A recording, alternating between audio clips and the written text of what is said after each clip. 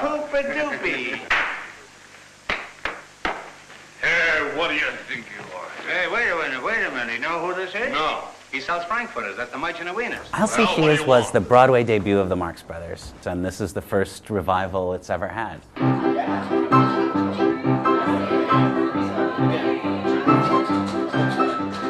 It's a revue.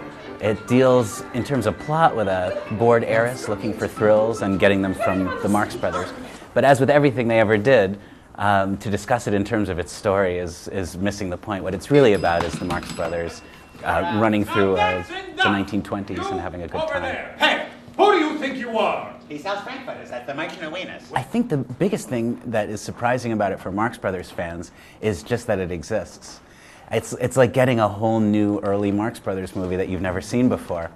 With or without foreknowledge of the Marx Brothers, it's just, it's just like a bucket that you open the bucket at the beginning and crazy things start flying out of it for 2 hours.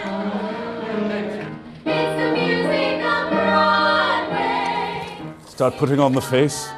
I always have to do the mustache with my fingers because I can never get it right with the stick.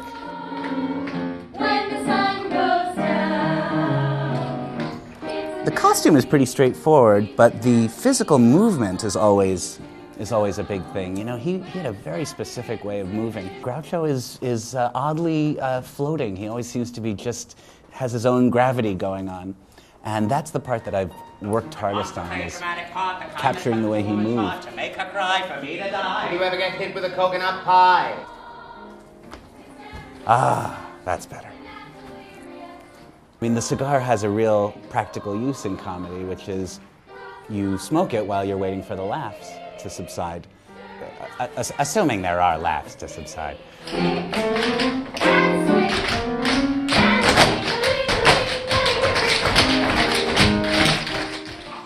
He was by all reports, a really likable guy. He found his calling in silliness. And that's why he had the red wig. He played an Irish boy in their early acts.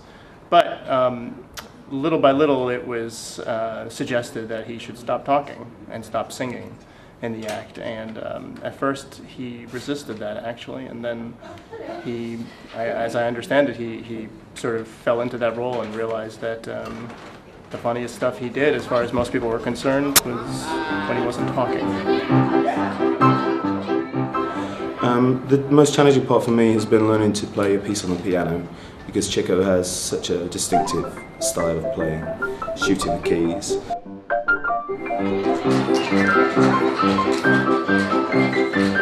Chico developed this early 20th century caricatured New York Italian accent because he was always attempting to defend himself from gangs in the Lower East Side. They're seen as renegades and rebels, and they've always been very highly regarded by revolutionaries of all stripes. But actually, they are never angry. They break the rules just for the pure joy of breaking the rules. I don't know that they really had an agenda about the rules. We don't have to do the last line. It's all right. Let's just leave it there, boys. Very good work. 5, 6, 7, 8. I say she is.